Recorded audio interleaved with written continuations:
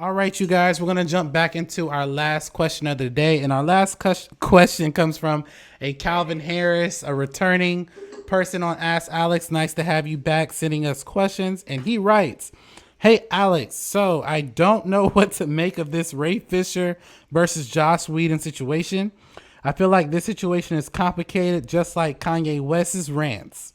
What are your thoughts about Ray Fisher and his comments towards WB and Joss Whedon?" Well, thank you for your question, Calvin. I will say this. Before I give you my opinion, me and Ian, we did an episode of Ask Alex addressing this. And essentially, we didn't take a side. We were just basically saying, why is this even going on right now? Like, does this have to do with the Snyder Cut? Like, why come out now, 5 years later, if memory serves, that when the first Justice League movie came out, why speak about this now? I didn't form an opinion about it then because, again, I didn't know really what he was talking about other than just the vague remarks that he made.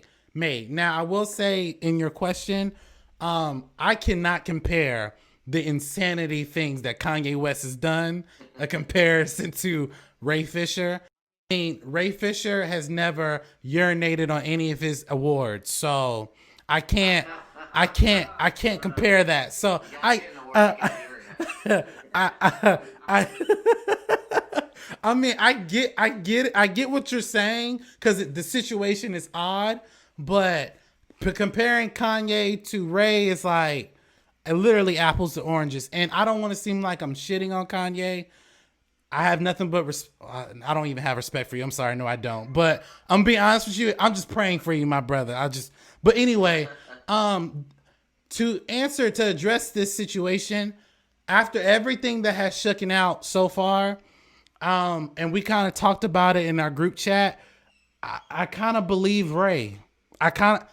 Because I look at it like this.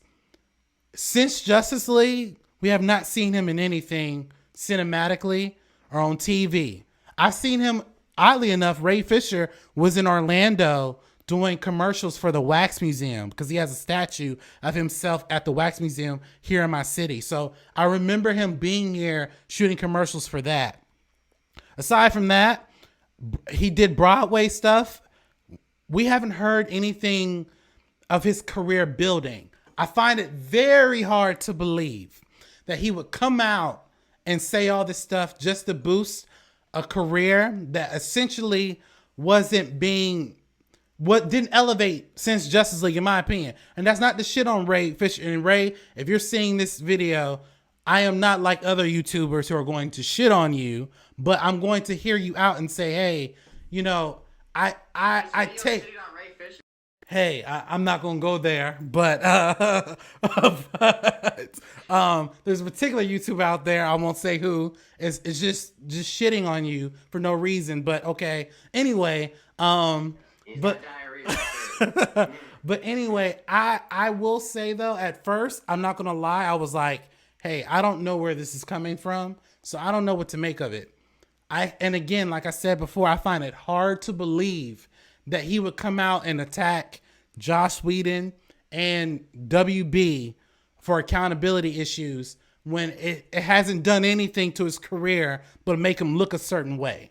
And to me personally, I don't believe sensible people are willing to destroy their career over something like this. I don't believe that. I don't believe Ray Fisher I don't believe he has Kanye West sense. I believe he's a sensible person that says, listen, this shit happened to me. I'm talking about it now, and this is the way I'm going about it. Now, do I agree with how he's going about it? No. I think he could have went about it a different way. But to call him a liar or to call him like this isn't true, I don't know if I can wholeheartedly say that because I don't see this thing helping his career at all. Before I pass it down, I will say this. I have not heard any bad things about Joss Whedon. But I can say Joss Whedon, he's a director. He's a creative. Most directors and creators, speaking for myself as well, we're assholes. So I'm not going to act like that he was a perfect person on set. I don't know that for a fact, but I would say that not everybody has had an amicable working relationship with Joss Whedon. I don't know that for a fact, but I will say this. I don't believe Ray Fisher's the only person that's had problems with Ray Fisher with Joss Whedon. So, but I'm gonna pass this to Jeremy because Jeremy did an interesting segment about this particular topic with a good friend of ours, Kevin. Shout out to Kevin, Kevin Garleton. Has your thoughts changed about this situation, or are they essentially the same? Mine did from watching that video, by the way. I got a different, and I was going to reference that. But go ahead. No, excellent. I'd actually really like to hear your take on it because I kind of feel the same way. Kevin changed my perspective on it. I will still say, in all situations, there's three versions of the truth, right? There's what he said, there's what she said, and then there's what actually happened. Right. I'm not saying it's what he said, and then what actually happened. But that's the nature of drama. Mm-hmm. Each person has their own side, their own perspective. They're both probably valid in some ways. First of all, to the Kanye thing, Kanye West is a fucking genius, dude. I'm sorry, I know you got to freak that out.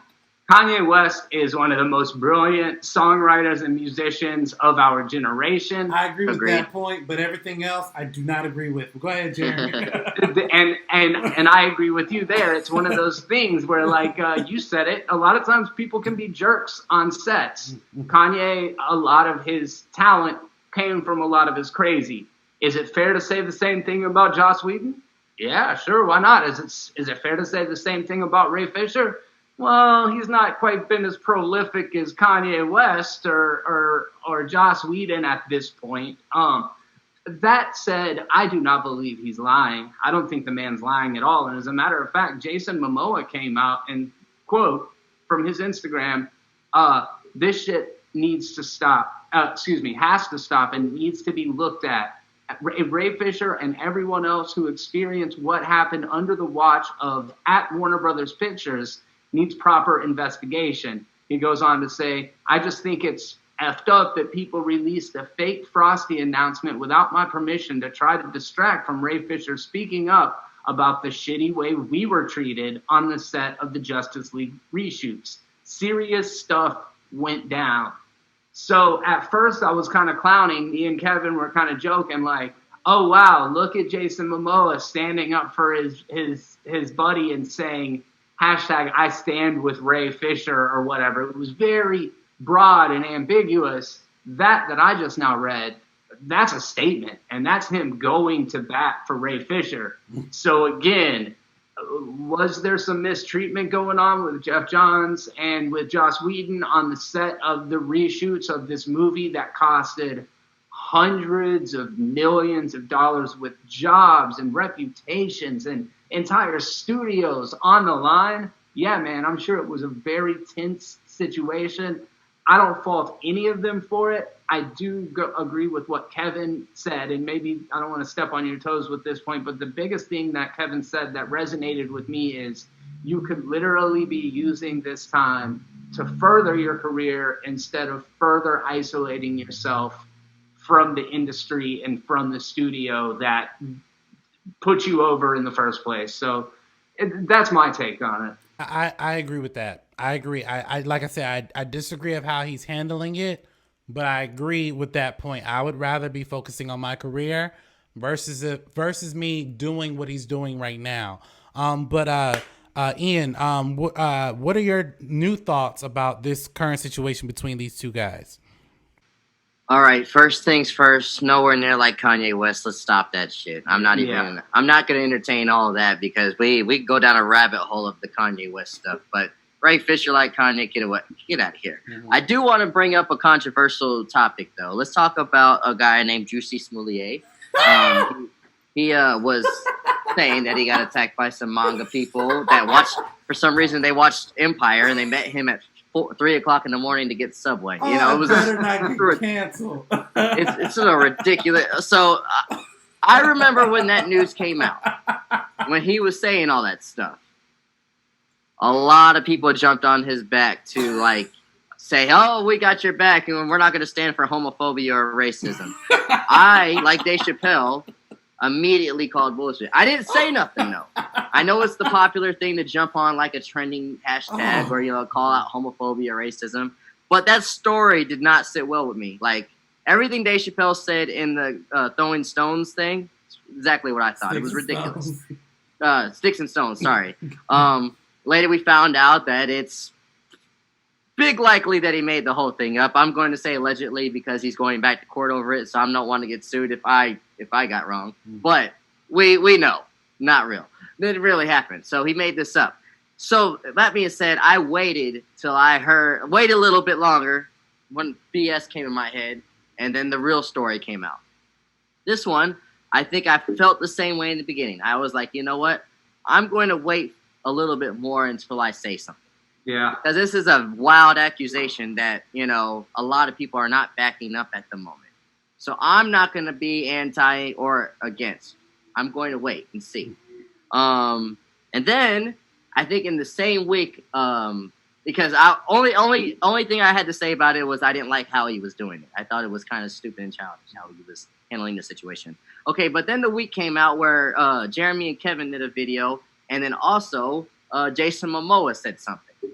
I think that those two things right there changed my mind because what Kevin said in this video, which you should all check out on Jeremy's channel, is he said that he was in a room with Josh Whedon at like a Comic-Con for a good hour. And I agree with what he said. He's like, when you have a conversation with somebody or you hear them talk for an hour, you get to see a sense of who they are. And he said Josh Whedon is an asshole. He said he got that. Not saying that makes him a bad director or a bad person overall, but he could see why somebody would say that. So I agree with that point wholeheartedly because I'm the same way. If I feel that vibe, I could probably figure you out about an hour of conversation, like if you're swaying one way or the other. And then the whole support from Momoa came out, and I was like, okay, this is not just an actor that was on set, but this is one that's not on Ray Fisher's level. This is one, if he refuses to do work, they're going to lose some money. Yeah. Ray Fisher is very expendable. They can hire me tomorrow. People will be like, oh, it's Cyborg. But no, if they get rid of Momoa, it's a wrap. So for him to throw it all out right there, they're probably going to be like, okay, Momoa, calm down. We don't want to upset you. The ladies love you. You make us a lot of money. Let's see what he's talking about. I feel like his voice, along with like Gal Gadot, have a lot of like pull in the WB. Whatever the wind shifts in their favor, they got to follow it. So the fact that he gave it awareness and Kevin's analysis, I think I'm going to publicly say now the opposite of the Jesse Smollett thing. I stand with Ray, which it does break my heart. I do like Josh Whedon's movies, and I had never heard that he was a jerk off when it comes to people that worked with him. But it does seem like it's looking toward that he's right. And I'm not going to make 30 billion videos about it for no reason. I got better things to do with my life. Yeah, not going to do that. Not talking about anybody in particular, but definitely not going to do that and call Ray Fisher names. Like not, I'm not going to do that. But yeah, I and make merchandise. I think that's just the dumbest shit I've ever seen. And the YouTubers who do that, y'all can miss me with that bullshit. But anyway, yeah, like I agree with Ian. Like when all this stuff started to come out, and really what Kevin said really put it in perspective. I was like, yeah, I can see where this is coming from, and to show how much they didn't really respect Ray Fisher when they cast him, and then the movie came out and did what it did. You realize that Doom Patrol came out maybe 2 years later, and they got another Cyborg. That didn't make any sense to me. But they did the same thing with Ezra and but we had Grant before Ezra though. Okay, I see what you mean. We they didn't cast Grant just to piss off Ezra, and Grant came I see what first. You mean. Can I ask you guys a question real quick? Mm-hmm. This is because I can't really come down on one side or the other. Mm-hmm. Let's say you were Shelley Duvall and you worked under Stanley Kubrick. Mm-hmm. And if Stanley Kubrick directed you the way that he would and psychologically tormented you and probably gave you mental illness and depression and all the other things that come along with PTSD that she may have potentially got from being on the set of The Shining, and get to be a part of the legacy of one of the greatest pieces of art that ever existed, versus working for a director who treated you like a queen and was the nicest person in the world, and you ended up with Paul Feig's Ghostbusters 2017.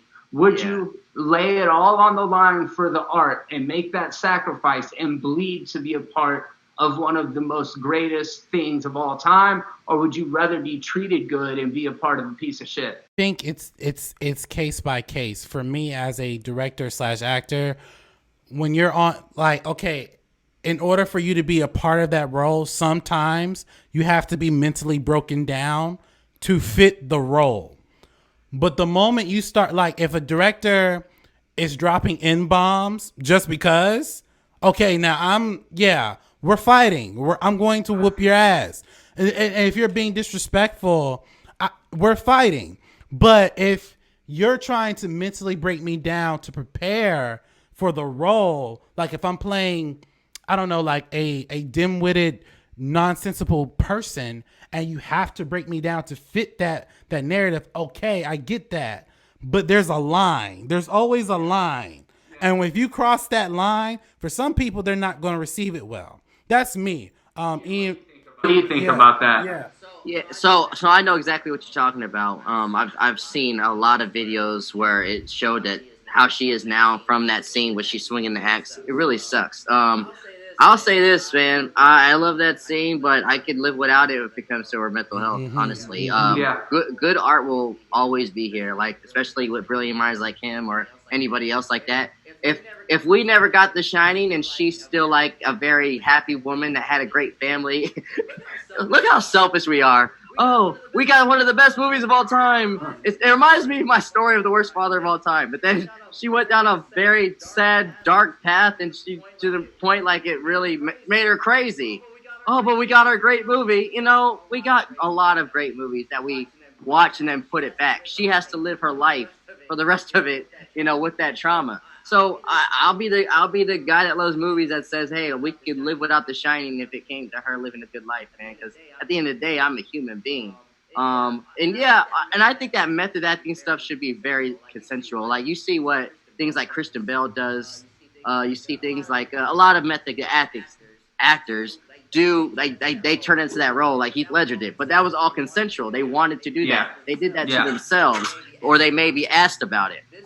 This is him just torturing a woman. It's so different. Like, you know, she didn't ask for all that. So that's my answer. Like, if they want to consensually put themselves in there, because that's an actor's job to transform. That's what they need to be doing.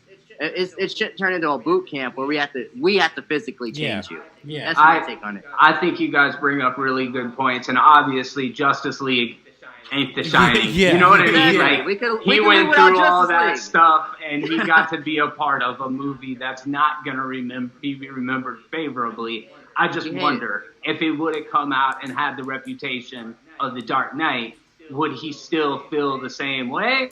Who knows? But that's the kind of stuff I think about. I mean, that's a great question.